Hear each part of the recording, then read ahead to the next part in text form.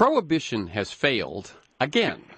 Instead of treating the demand for illegal drugs as a market and addicts as patients, policymakers the world over have boosted the profits of drug lords and fostered narcostates that would frighten Al Capone.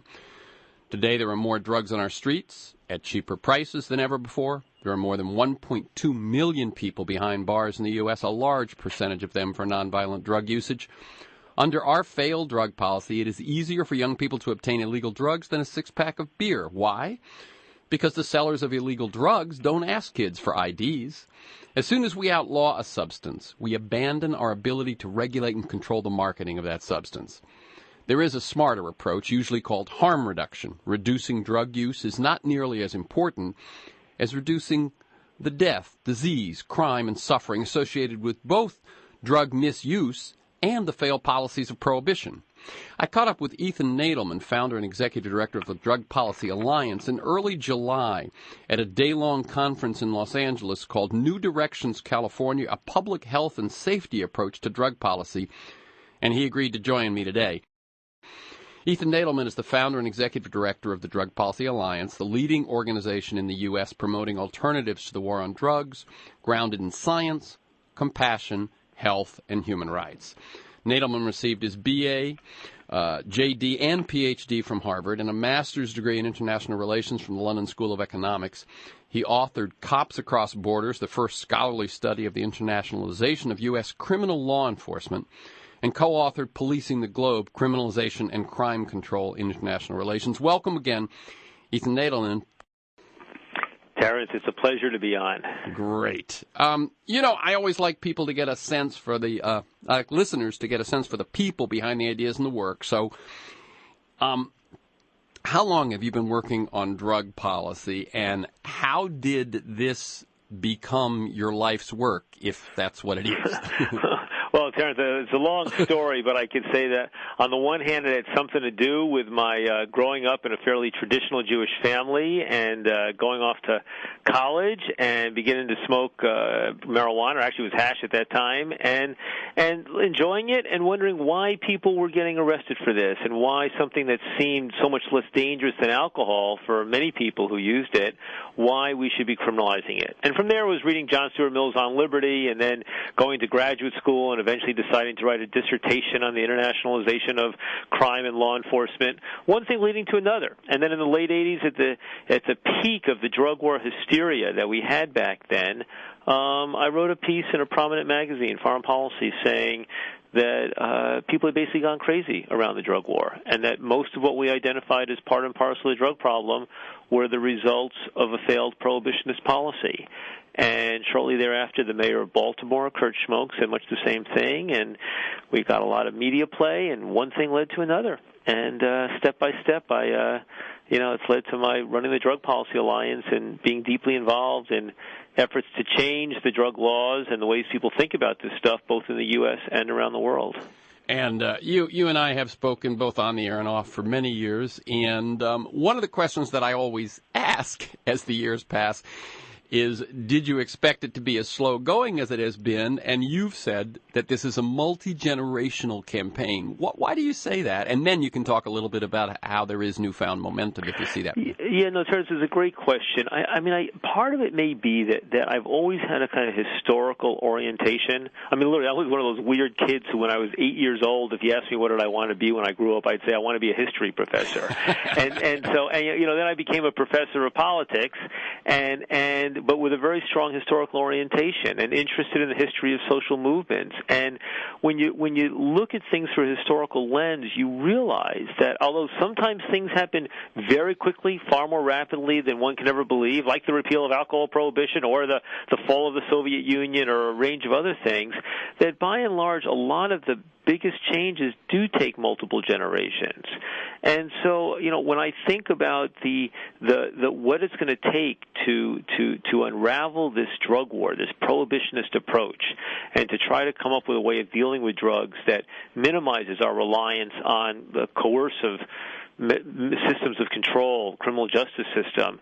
You know, I mean, my role models for this are the gay rights movement and the civil rights movement and the women's rights movements and even the movement to abolish slavery and the slave trade back in the early 19th century. I mean, every one of these movements was or has been multi-generational movements. You know, every one of them started with people sort of asserting what have sounded like quixotic principles in the early days about the fundamental equality of people no matter the color of their skin, the fundamental equality of men and women, the fundamental equality of people regardless of their sexual identification. And in a way, our core principle is that people should not be discriminated against or amongst. People should not be punished solely for what they put into their bodies, absent harm to others. So I think it's going to, you know, I've been involved for close to a generation now myself. Right. I see myself handing off the baton to, you know, a newer and younger generation coming up in years to come and them running with this thing. I see this movement morphing in ways. I see it also breaking and having the same sorts of internal struggles that these other movements have had over money and status and credit and over issues of race and gender and all of these things. It's sort of an inevitable part of the process. But I do feel that there's this sort of momentum, and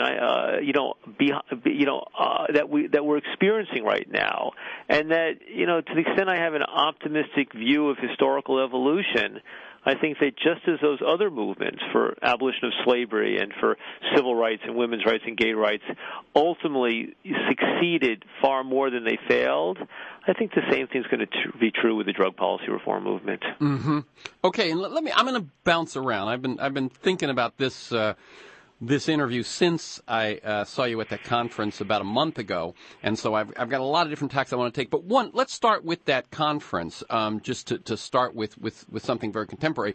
You were a co-host, and it was in Los Angeles, but as I believe it was one of a few that you're doing around the country. It was called in Los Angeles, New Directions, a Public Health and Safety Approach to Drug Policy. What to you was the meaning of that conference or that series of conferences? Well, yeah, no, you're right. This was the third. We've done three of these, and we've called them New Directions conferences, or there's another slogan, Four Pillars conferences. They're basically about shifting the paradigm of drug control from one in which criminal justice approaches are dominant to one in which health approaches are dominant, right? You know, so on the one hand, we're talking, you know, we raise these bigger issues around prohibition and legalization and legal regulation and get people thinking in that much bigger way. But so much of drug policy takes place on the ground, and so much of it involves, you know, government agencies, city agencies, cops, prosecutors, housing, public welfare, health, I mean, you name it. And so what we did starting in New York last year, first Drug Policy Alliance, we did a conference in New York together with the New York Academy of Medicine. Then in June, we did one in Washington, D.C. that was together with the National Association of Social Workers.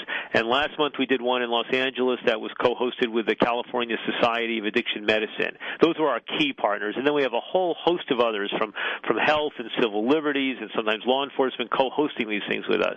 And they're all about trying to push in a new direction, trying to reduce our reliance on the criminal justice and punitive approach and mentality in dealing with drugs and elevating the role of health in dealing with people who are addicted to drugs and utilizing criminal justice resources so that they focus on the harms that people do to one another rather than just simply arresting people for drugs, and also in the direction of decriminalization of drug possession, especially for people who don't even have a drug problem and should essentially be left alone. Okay, so if you could, a little bit of what was in the kinds of folks that were in the room that day of that conference, because there was a good range, including law enforcement. Yes, there was, although I always wish there would be more law enforcement. Part of our problem is that when you bring people together, people from social welfare and civil rights and education and health to talk, and you invite law enforcement still basically holds back. They still feel that why should they even be at the table? Or if it's not their table, why should they be there? So one of our major challenges that remains in doing these gatherings in the future is to find ways to get law enforcement enforcement there in greater numbers. But in terms of everybody else who was there, I mean, what's happening in part is getting people, for example, in the whole drug treatment industry and in that whole world.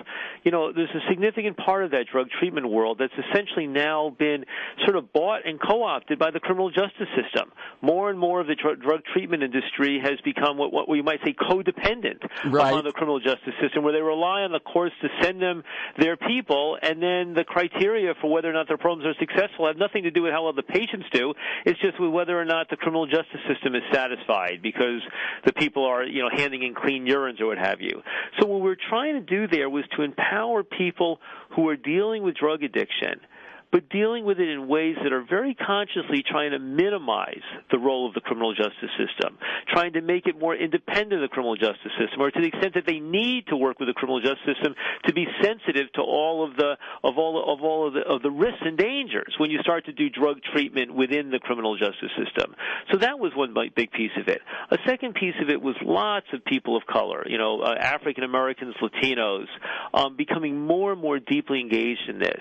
I mean, there's still within those communities, I mean, also generally in America, but you see it especially there, a kind of heavy moralism, sometimes coming from the churches, you know, traditional churches, Baptist churches, evangelical churches, that are very resistant to a pragmatic approach to dealing with drugs. But there's a conversation and discussion going on within those communities that is helping lead things in a really new direction. The third thing is there's a way in which the people who deal with the problems of drug addiction in the cities oftentimes feel very removed from the whole debate around what to do about marijuana. You know, on the one hand, a lot of people say marijuana, you know, they don't know what to do about heroin, cocaine, but marijuana, that should not be part of the criminal justice system.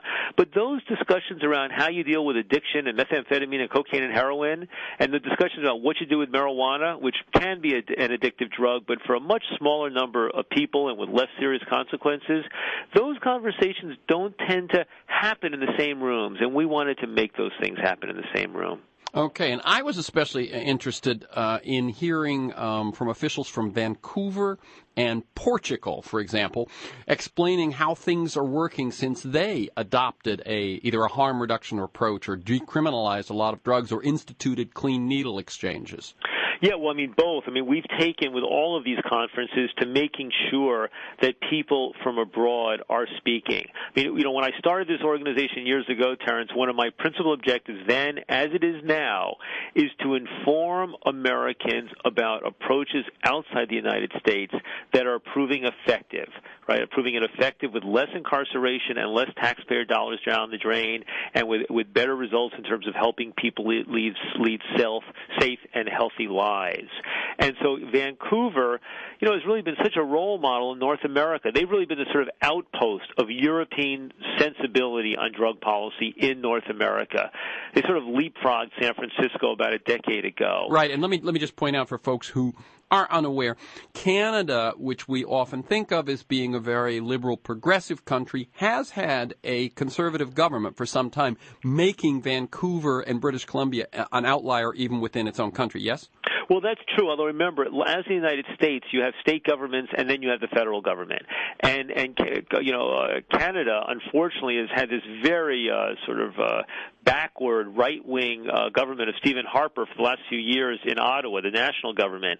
But in Quebec and in Vancouver, there's been, and in British Columbia, there's been quite progressive governments, or even the relatively conservative governments, I should say, are supportive of harm reduction and innovative drug policy. So the Vancouverites and the other people in British Columbia moved forward on things like needle exchange programs more effectively and quicker than we did in most places in the United States. But then they went steps further. You know, the Europeans, beginning in the 1990s, had begun doing things like setting up projects where heroin addicts who had tried methadone, tried drug-free, been to jail, tried everything, and they couldn't quit, where they could get legal heroin, go to a clinic and get pharmaceutical-grade heroin up to 3 times a day. And, you know, the programs in Europe proved remarkably successful in reducing crime, reducing addiction, helping people get their lives together, and saving taxpayers money. So Montreal and Vancouver went ahead, and they did their own very successful projects, which just last year or maybe it was earlier this year, the New England Journal of Medicine published a fantastic review of these things. They also move forward with what are called safe injection sites, basically like a back room at a needle exchange program, where people don't get their drugs from a government source, but when they come to get a clean needle, they're allowed to bring their illegal drugs with them and use them in a place with a nurse present. And those two have proven remarkably successful in reducing public consumption of drugs, in reducing overdose fatalities, in reducing public nuisance, in enabling people to stabilize their lives. So you have these innovations now happening in Vancouver, as has been happening in Europe, that we would love to see the United States following in the footstep of, but where there continues to be reluctance and resistance, especially from the national government in the United States. Mm-hmm. And so what you're doing is I think it is. I've done some shows recently on other examples of things that work in Europe in terms of labor, in terms of economics, and so on, in terms of equity. And just trying to point out to people that somehow those oceans really have tended to isolate us from learning from other folks who have made mistakes but are now trying things and succeeding. Yeah. That well, we have. Terrence, it's not just the oceans, because you have, for example, places like Australia, which are being innovative. It's also the fact that it's the combination of the oceans and the distance from others, together with the fact that we're such a big nation that when we tend to look for alternative approaches, we tend to look only within. Yeah, exactly. People might say, "Oh, I heard there's a really innovative approach to parole and probation in Kansas. Let's look at that," or "Let's look what Texas did," or "Let's look what New York did." And the notion that, well, let's look at what Switzerland's doing, or Portugal's doing, or Australia's doing, or even Canada's doing, that's less in the American mindset. You know, with 300 million people here and oceans on either side, it's easy for us Americans to be self-involved and to think that if it ain't happening here, it's either not of any importance to us or it's not happening at all. Right, and I think I'm doing my little piece to say, wait a minute, guys. Mm-hmm. There are other ways, and I think there's also that sense, and we don't have to go into this anymore, but that sense of American exceptionalism that it's not just oceans, it's not just size, it's something about that oft-heard thing during the healthcare debate, we have the best healthcare in the world, and we clearly do not. Yeah. And yet you can repeat it a million times, and people basically accept that. I'm Terrence McNally. I'm speaking with Ethan Nadelmann, founder and executive director of the Drug Policy Alliance. You can learn more about their work at dpa.org. Terrence, that's drugpolicy.org. Oh, it's not DPA. Yeah, no, that'll take you to something else. Yeah, drugpolicy.org. Okay, drugpolicy.org. Yeah. I wonder how I got that. Okay. So one thing you said when you were talking about your own path, you said you're looking for the next generation. One of the things that I find, that strikes me when I am on a college campus or dealing with that age group is that there isn't even more of a really concerted movement among young people. I mean, one of the saddest things that I see about this war on drugs is that it makes it easy for people to feel like criminals, because they've criminalized something which, when they look at it, their friends do, perhaps their parents do. It doesn't seem like it should be a crime, and yet they are. And I think that's a corrosive thing in terms of our relationship to government. But basically, is this next generation emerging? Do you see it? I'd love to see even more of it, but I have to say, Terrence, it is emerging. I mean, there's an organization created about 10 years ago called Students for Sensible Drug Policy, SSDP. They're sort of, in a way, the junior league of Drug Policy Alliance, and it's essentially organizing college students on college campuses around the country, and to some extent outside the country, basically to advocate, as DPA does, for alternatives to the war on drugs. They got mobilized initially because of this ridiculous congressional statute that prohibited student loans from being given to anybody who ever had a conviction of any drug offense, including marijuana possession. If you'd ever been convicted of rape or murder or grand larceny, you were still eligible, but not for possession of a joint. So they mobilized around that issue, and they mobilized around other broader policy issues, and they've also gotten very involved.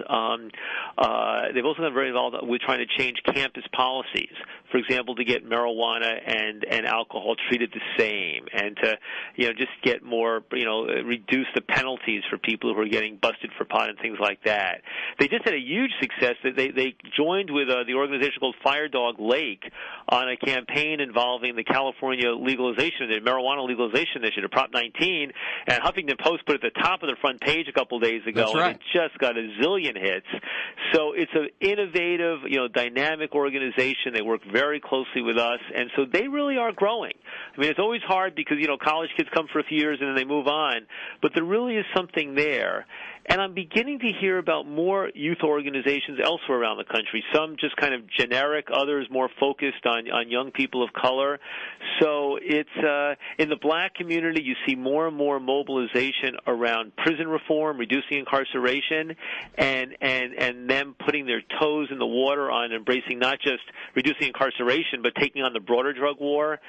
So, given how generally non-politically involved and in some respects politically apathetic so many young people are, the drug issue actually almost stands out as one of the examples where they are more mobilized than they are in most other areas. Okay, that I am glad to hear, because it seems to me that when you point out to those others, those other changes that happened, those other reforms, civil rights, let's say even ending the Vietnam War, gay rights and so on, young people seem to always find a big place in that movement, and it seems to me that's one thing that's going to be needed here. Although, Terrence, it's interesting right now if you ask, so what major political movements are young people mobilizing on? I mean, as far as there's very little with respect to the wars, that's one way right. or another, right? I know. There's virtually nothing in the areas of health care, nothing in the areas of the economy.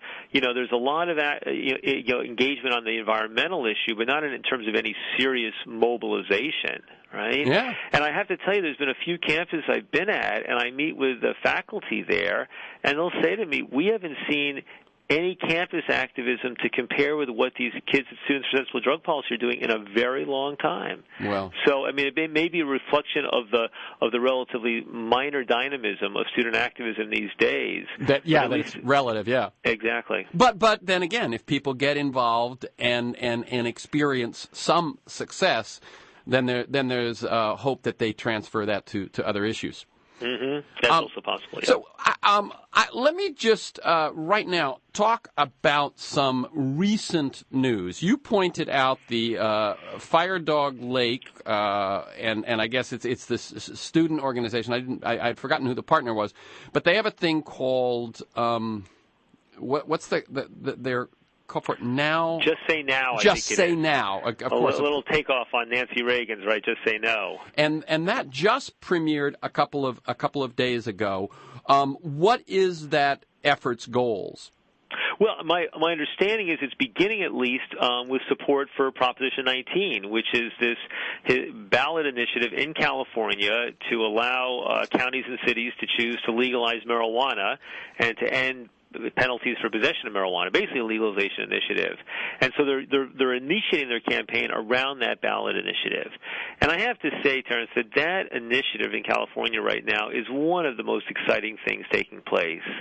I mean, it was prompted by a fellow named Richard Lee, the unofficial mayor of Oaksterdam, and their leading medical marijuana figure, and he just plowed back the money he was making in that area into getting this initiative on the ballot. And he's worked quite closely with Drug Policy Alliance on this. We've helped a bit on the drafting, and I'm doing everything I can to help raise funds and other support for this thing. And, it's going to be tough to win. I mean, the polling is roughly 50-50. The latest poll I found, and they seem to be all over the map, but the latest poll released July 28th by Public Policy Polling has support for Prop 19, 52, 36 opposed, 12 undecided. Yeah, I know it's quite. Then you see a poll that goes to almost the opposite results a month before that. That's right. You see the field poll showing 48-44 against. So it's really all over the place. And so my best guess is that it's roughly 50-50. Right.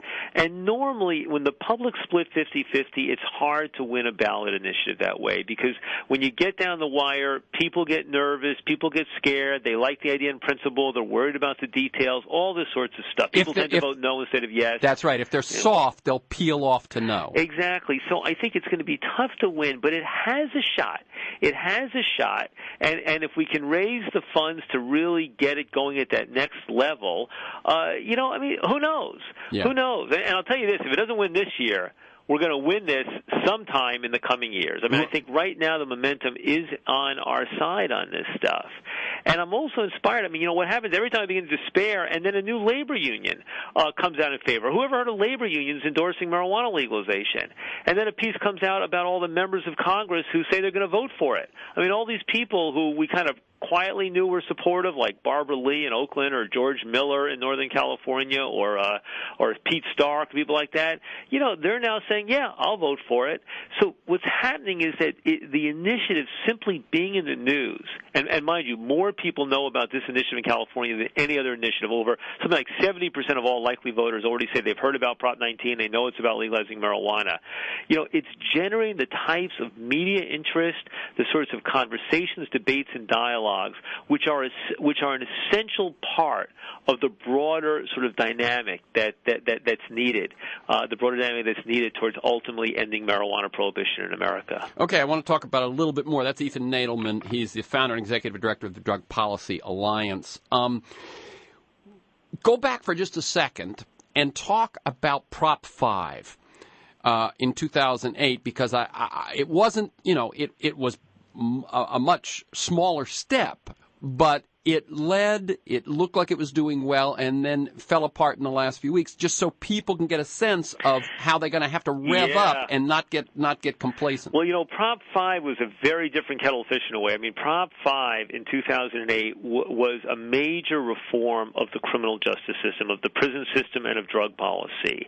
If it had passed, it would have resulted in a reduction in incarceration in California's overcrowded prisons of 25 to 30,000 nonviolent offenders, mostly drug offenders, over the next few years. It would have resulted in a transfer of $1 billion a year from prison and parole to treatment and rehabilitation. It would have reorganized the entire correction system to hold them accountable to a new set of standards. It would have been the biggest reform of drug policy and sentencing in the United States really since the repeal of alcohol prohibition. And I think, and the polling initially was very much in favor by a 2-to-1 margin. But then, and it also would have saved taxpayers money. That's even right. with the additional money spent, you would have saved taxpayers money. But what really happened was that the prison industrial complex mobilized against this like I'd never seen. I mean, from Jerry Brown to Dianne Feinstein becoming the face of their ads, the prison guards union deciding in the last moment to put $2 million of their own money and raise another $2 million, running scare commercials. They had the commercial with the 5 governors and Meg Whitman. Oh my God! I mean, exactly. I mean, essentially, what happened, I think, in roughly August or September, was that the criminal justice establishment and political establishment in Sacramento got together and said, we got to bring this thing down. And people were freaked out about the economy. We were not successful in getting out our arguments that this was actually going to save money, in part because Jerry Brown, as Attorney General, mandated that the ballot language obscure the savings to taxpayers of our initiative. That's right. As you pointed out back in 2008 when we spoke, he put the cost, which were much less than the savings, up front in the ballot language, and the savings, which were significant, way at the bottom. Exactly. Back 10 years ago, Terrence, we had another ballot initiative, Prop 36, which was treatment instead of incarceration, and that was at the time, and still remains actually, the most significant prison sentencing reform since the repeal of alcohol prohibition. But in that one, what it had was at the very bottom of the initiative, it said that this initiative allocates $120 million a year for 5 years and will produce a net savings of roughly $1.5 billion over the next 5 years. What Jerry Brown did was he said that the direct cost had to go in the top line of the initiative, and that any net benefits, net savings would have to go in the bottom line. Yeah. Well, it turns out our initiative was the only one on the ballot which actually had a net savings, but people don't tend to get to the bottom line. Exactly. Right? So it was a dishonest, sort of subterfuge on this stuff, and then from someone from someone who was sitting Attorney General with aspirations for governor, exactly, and who fell in line yeah. on this same thing of looking at the support of those unions rather than public service. Yeah, exactly. And I mean, with respect to his wanting the support of the prison guards union, mind you, look, Meg Whitman put in $250,000 of her own money behind this thing. So I want to be clear, I'm not taking any partisan position for or against either candidate in the current election in California. That's right. Although what's funny is that $250,000 she put in is half of what she's spending per day now. Anyone who hasn't followed this one, this is an amazing statistic. Meg Whitman is spending $500,000 a day. She's over $100 million, and Jerry Brown has spent less than what she's in the whole campaign, less than she's spending per day. Yeah, craziness. One thing I noticed was that as of right now, they have out-fundraised the organized opposition.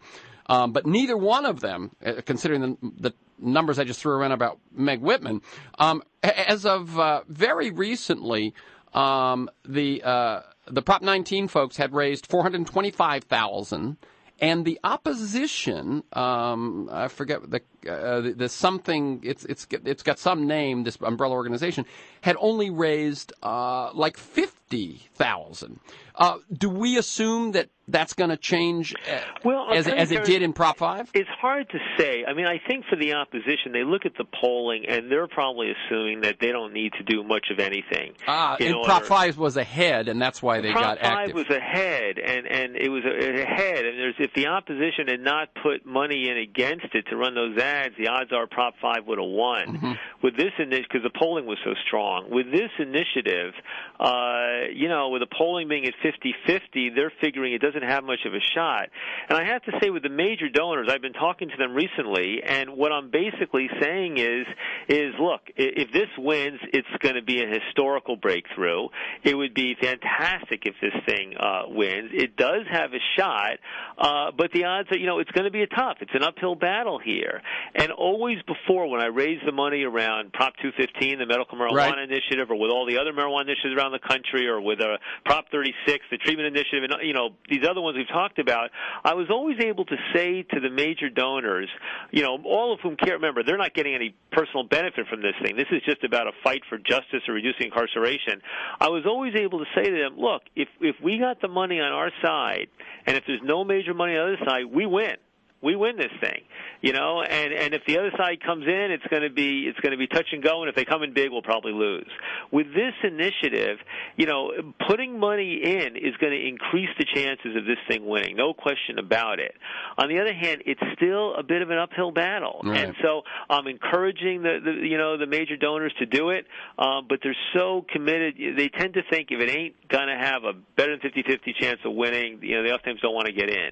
So I'm doing everything I can to persuade them and trying to keep them from shutting down to the possibility, and we'll see. And maybe it'll be that people, I don't even know about, are going to jump in on this thing. We'll have to see. Right. One thing that this article that I read about funding pointed out was that the opposition has almost, I think, $100 was the only individual contribution in the last quarter. The rest was from the California Peace Officers Association, the California Police Chiefs, the Peace Officers Association of L.A., the district attorneys, and so on, whereas the pro-19 have been getting things across the board. Now, what about the I thought it was quite groundbreaking when the NAACP of California came out in favor of Prop 19.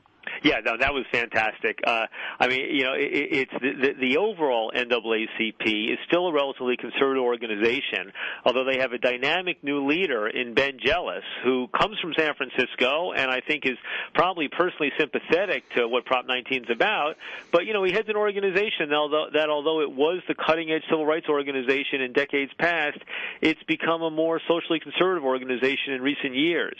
But that said, they do have new direction, and their California director, Alice Huffman, She was, whereas many African American leaders opposed the gay rights issue, she was a supporter of this thing, and she stepped out boldly on this thing. She said, I uninhibitedly endorse this, and my organization, Drug Policy Alliance, we released a report authored by a professor in New York, Harry Levine, about the high levels that in every county in California, blacks are disproportionately targeted or disproportionately arrested for marijuana, even though they're no more likely to use or sell marijuana than are white people. Right, and by the way, I mean, enormously so. Blacks are arrested for marijuana possession at higher rates than whites, typically double, triple, or even quadruple, depending on the county. Exactly. And people, I think, can find that report if they just go to the Drug Policy Alliance website or, type in Harry Levine or California marijuana arrests. But, I think what she said was, this is a civil rights issue.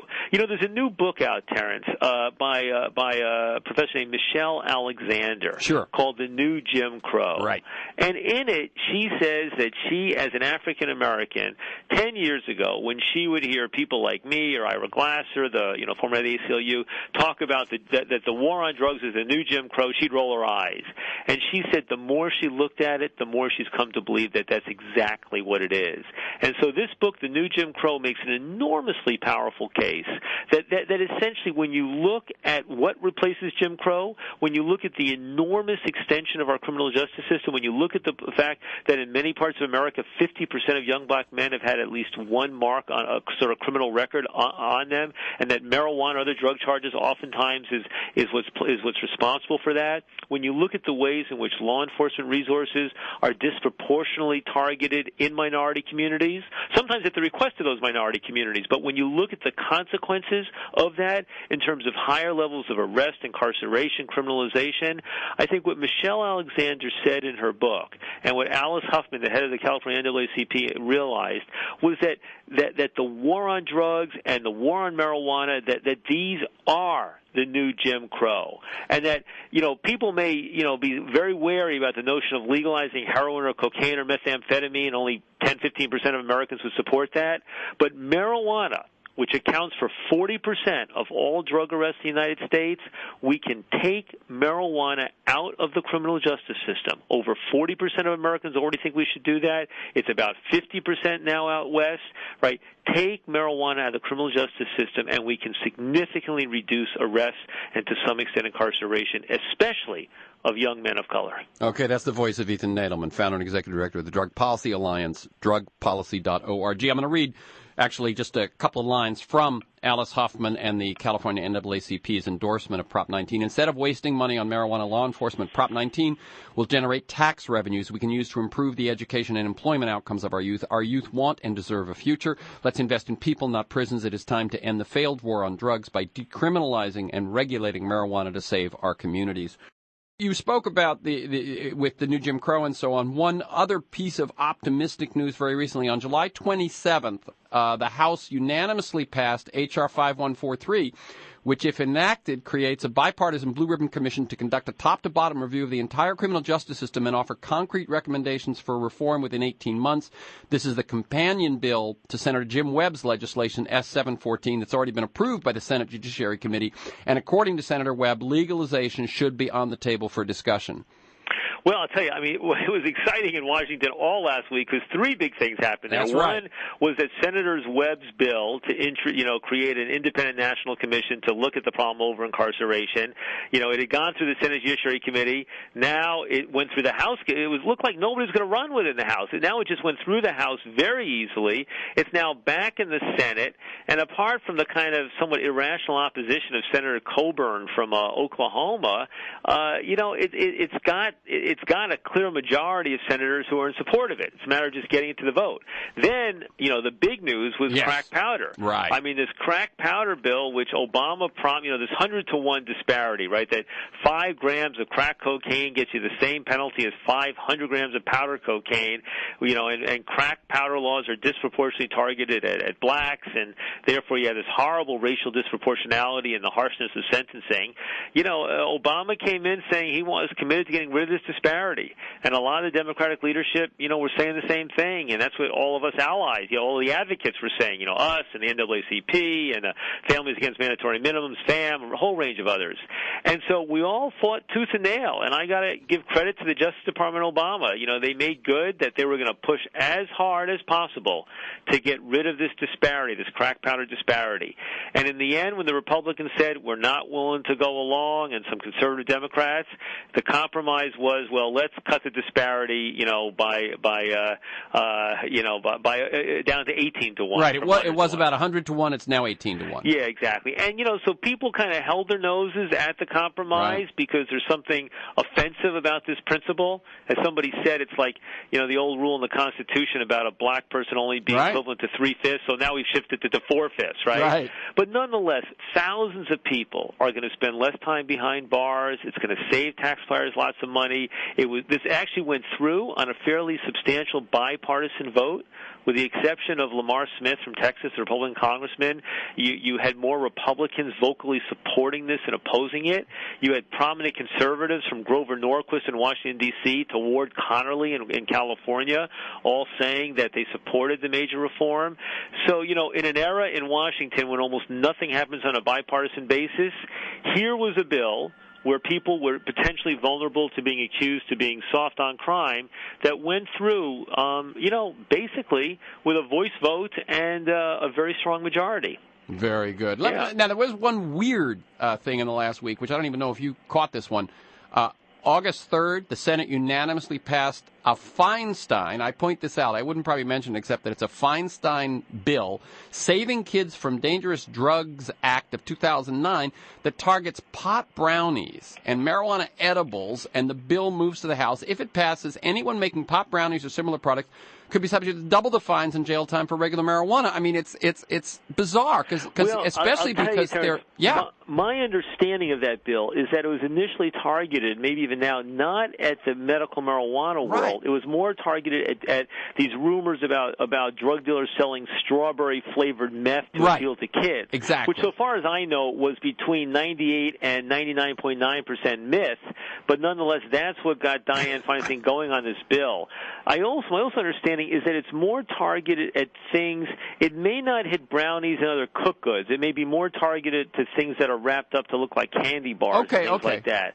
Hopefully, saner people in the House will come to their senses. Because I have to tell you, Dianne Feinstein has been just about the worst of all the Democrats in the U.S. Senate when it comes to pragmatic and sensible drug policy. From San Francisco, From San Francisco, the destructive and negative role that she has played as an advocate of mandatory minimum sentences, the fact that she was one of the people who was the face of the opposition to Proposition 5, the prison reform initiative 2 years ago, the fact that she's one of the signatories now opposing Prop 19, the California marijuana legalization initiative.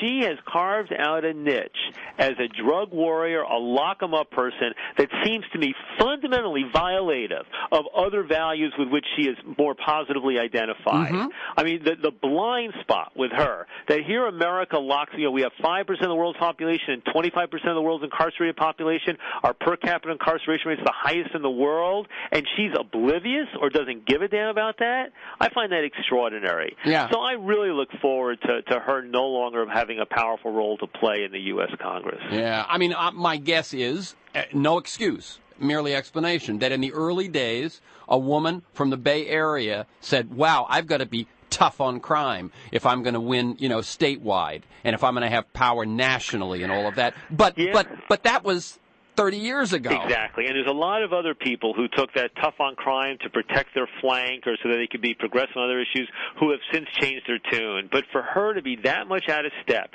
with everybody from Senator Leahy to Senator Webb to a whole bunch of other real major leaders in the U.S. Senate, it's just not justifiable. Very good. That's Ethan Nadelmann, head of the Drug Policy Alliance. Their website is drugpolicy.org. Another piece of good news in the last month internationally, the Vienna Declaration, an official conference statement authored by experts from the International AIDS Society, the International Center for Science and Drug Policy, the British Columbia, there's British Columbia again, Center for Excellence in HIV/AIDS. You were at that conference. What does that declaration mean? Well, I'll tell you, it's probably the most significant, global effort to target the global war on drugs that we've seen maybe ever, or at least since the 1998. It was a 1998 effort I was very involved in when the UN had its General Assembly special session in New York about drugs. But what they did was they took the occasion of the International AIDS Conference, which happens every 2 years. It was in Vienna a few weeks ago, and there was a greater mobilization at this conference to point a finger at the global war on drugs and all the ways in which it's undermining the efforts to reduce HIV. That the heavy reliance on criminalization, the resistance to public health approaches, means that HIV continues to spread among people who use and inject drugs and then their lovers or children, what have you. That in many parts outside southern Africa, injection drug use is oftentimes the number one or number two cause of the spread of HIV/AIDS. And it's not so much the injection drug use per se, because that doesn't cause AIDS. It's injection drug use in an environment where you don't have pragmatic harm reduction policies, needle exchange policies, and what have you. So this effort, this Vienna Declaration, it started as an effort among scientists and physicians to call out drug prohibition and to point out the ways in which it's responsible, and they landed up lining up a lot of other signatories, including former presidents and what have you. And I think that list and the signatories are going to continue to grow. I mean, people can go to a website. I think there's just Google on Vienna Declaration, and people can go there and sign their own names to it. That's right. And let me just read again, a quote, Dr. Evan Wood, the founder of the International Center for Science and Drug Policy, about the Vienna Declaration. There is no positive spin you can put on the war on drugs. You have a $320 billion illegal market, the enrichment of organized crime, violence, the spread of infectious disease. This declaration coming from the scientific community is long overdue. The community has not been meeting its ethical obligations in terms of speaking up about the harms of the war on drugs. So that, again, is exciting. I want to just go back to a couple of things about marijuana, and then I have sort of some big picture questions about the role of drugs in our culture and its history. But here's some quotes. Wire Service reports estimate that Mexico's drug lords employ over 100,000 soldiers, approximately as many as the Mexican army, and that the cartel's wealth, intimidation, and influence extend to the highest echelons of law enforcement and government, and that the U.S. Office of National Drug Control Policy says that more than 60% of the profits reaped by Mexican drug lords are derived from the exportation and sale of cannabis to the American market. By comparison, only about 28% from the distribution of cocaine, less than 1% from methamphetamine. Comment on that. Well, I'll tell you. I mean, you look at what's happening in significant parts of Mexico right now, and it seems like Chicago during the days of alcohol prohibition, Al Capone, times 50 or times 100, right? I mean, they estimate now there's almost 30,000 people who have been murdered for reasons involving drugs in the drug war since President Calderon came to power about 3 years ago. Now, most of those were people in the business, but large numbers are also passerbys, innocents, people who wouldn't take a bribe, you name it. So, there's really a devastating situation. And I have to say, President Fox, the former president, has been out there saying, we need to put legalization on the agenda here. That's the only sensible approach, and in the long term, it's the only pragmatic answer. And I was very pleasantly surprised to see yesterday that the current president, Calderon, basically, he didn't come out as strongly as Fox, but he said, look, we need a debate. He finally acknowledged that we need a debate. And that's a step forward. That's a step forward because, one of the problems you have in Mexico is that support for ending prohibition, even marijuana prohibition, is lower than in the United States. You have Mexicans saying, well, wait, California's going to legalize marijuana, but isn't that just going to lead to more killing in Mexico? And then you have people who are thinking about it more deeply saying, wait a second. The only way to reduce the power of the criminal organizations in Mexico, the only way to go from where we are now to a more sensible approach is to end marijuana prohibition. There's no simple and easy way to jump from where we are today to a world in which marijuana is legal in the U.S. and Mexico and much of the rest of the world. It's going to be a messy political process. It's going to involve inconsistencies and different forms of decriminalization and people exploiting that, but that we have to head in that direction. direction so that we can at least keep in mind a vision and a possibility of a different world where we don't have these levels of violence and murder and mayhem going on. Yeah. So I'm feeling a little optimistic based upon the current direction of the debate. I mean, and obviously, anything that can stave what's happening to that country right across our border. It's so sad. 28,000 deaths are connected with this, I believe, in a year. No, I think it's not a year, probably 3 years. 3 years, 06 to 09 then, but, okay. It's also the savagery yes. of the number of people who are tortured before they're killed, people being thrown alive into caves. Just horrific stuff. And the fact that in so many parts of the country now, the local political establishment, law enforcement establishment, local media folks are scared, are really scared. Yeah, let me just read a couple of things, Ethan, that I wanted to mention. One is that International Center for Science and Drug Policy did a review of 300 international studies, and found that in 87% of the cases, dating back 20 years, intensifying drug law enforcement resulted in increased rates of drug market violence. And then I want you to comment on this. When this was pointed out to Obama's drug czar, Gil Kerlikowske, and pointed out that Mexican drug lords make 60% of their present profits from marijuana, asked if maybe marijuana legalization would be a good idea. He said, I don't know of any reason that legalizing something that essentially is bad for you would make it better from a fiscal standpoint or a public health standpoint or a public safety standpoint. A quick comment on him and on the woman who is the current DEA, Michelle, Leonhardt? Yeah, I'm not exactly sure how you pronounce her name, but that's right. Those two and the Obama efforts. Yeah, I think, first of all, I think that Obama made a number of commitments when he came in, which was that he would stop the medical marijuana raids and acknowledge marijuana as legitimate medical use, that they would allow federal funding of needle exchange, and that they would do what they could to repeal the crack powder penalties. And I have to say, Terrence, that in all three of those areas, the Obama administration has really carried forward in pretty good faith and to some measure of success. They announced in last fall that they would no longer go after medical marijuana in the states that had made it legal, and they've mostly kept to that. Federal funding of needle exchange, although they didn't push for it, they allowed it to happen. And as I mentioned last week, this crack powder thing went through not everything we wanted, but a lot. Yeah. Now, so that's all good, and they're also pushing for more of a public health emphasis. Yeah, there is a shift in the strategy. It's a shift of percentages. There is a shift. Now, unfortunately, if you look at the allocation of the money, though, it's still 2-to-1 in favor of law enforcement interdiction, right? Yeah. If you look at what they're saying around marijuana with Kerlikowske, Gil Kerlikowske is a good guy. He was the police chief of Seattle, one of the most progressive and respected police chiefs in America. Being police chief of Seattle means you're the police chief of the city that has Hempfest, the largest pro-marijuana gathering in the world with almost nobody gets arrested. So he's a smart, thoughtful, reasonable guy. He's moved things in a good new direction, but when it comes to marijuana, I think that he and his overseers feel the need to keep hitting this sort of, anti-marijuana message. And what's sad about that statement that you read, Terrence, is that he and they are not even willing to add an element of nuance to it. Yeah, it's like no fiscal good. Exactly. No, he should at least. It's clearly wrong. Exactly. Why don't they just stick to saying things that are true and accurate? Yeah. The same thing happens when you look at these innovations in Europe around heroin prescribing, around safe injection. That's another area where you need a drug czar to show some leadership. Because Obama made another commitment, right? Obama said, I no longer will support having science be trumped by politics in the making of.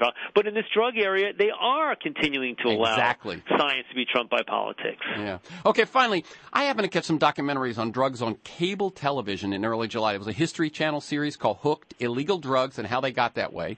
And one on meth on another channel. I forget whether it was, I don't know, it was Lifetime or Discovery. And I was a bit surprised and impressed with the lack of bias. The History series shows the dual tracks in how drugs became illegal in the U.S. of racism on the one hand and then do-gooder intentions and public health on the other. But here's my question. Why the U.S., with its claims to individual liberties, has been and continues to be against substances that alter or expand consciousness? And I'm sure you've thought about this. What is going on in American culture that fears or represses altering consciousness in ways that indigenous cultures, for example, have practiced for millennia. Yeah, it's a funny thing, Terrence. I mean, when one looks at alcohol prohibition in America, and we sort of look at it now and think, well, that was some historical fluke from 1919 to 1933 when the country went sort of crazy. But in fact, that was the outcome of a multi-generational effort towards alcohol prohibition. It began with temperance and moderate consumption, and it evolved into an abstinence or nothing sort of approach. And there's this deep-seated belief in America, and I think it's sort of wrapped up also with different strands of Protestant Christianity, this notion that my body is not just my body, that my body is God's vessel, and that I have an obligation to my Lord and Maker to keep this body free of polluting or mind-altering substances. So there's something about that jived with other political movements that are happening in America towards better health, better safety. Back with alcohol prohibition, it was also about women's suffrage, the right to vote, that have led to this. So there's something we have that's kind of almost hypocritical and fearful in our consciousness. I mean, we're not totally unique in this regard, but we do seem to take it further than most others. I think you also see this sometimes happening among other countries generally the closer you are to the Arctic, the more you see this problem. Scandinavia, Russia, Canada, that's where you see people, who live in fear of what substances are like, especially in places where the sun, either shines or doesn't shine for 24 hours a day. And when you live in nature, in a jungle, in something, you somehow are more friendly with nature and the plants. Look at the difference between how alcohol is viewed in Southern Europe and how it's viewed in Northern Europe. Yeah. Right? In Southern Europe, it's drink and be merry, have it with food, vino, good life, and in Scandinavia, the tradition has been you only drink to get drunk, and there's this real deep-seated fear around alcohol and other drugs as well in those parts of the world. Yeah, I've got to cut you off there. So again, the organization is the Drug Policy Alliance. The website is drugpolicy.org. Thank you, Ethan Nadelmann. Keep up your good work. Thank you, Terrence. Okay. See you later, man. Okay, bye-bye.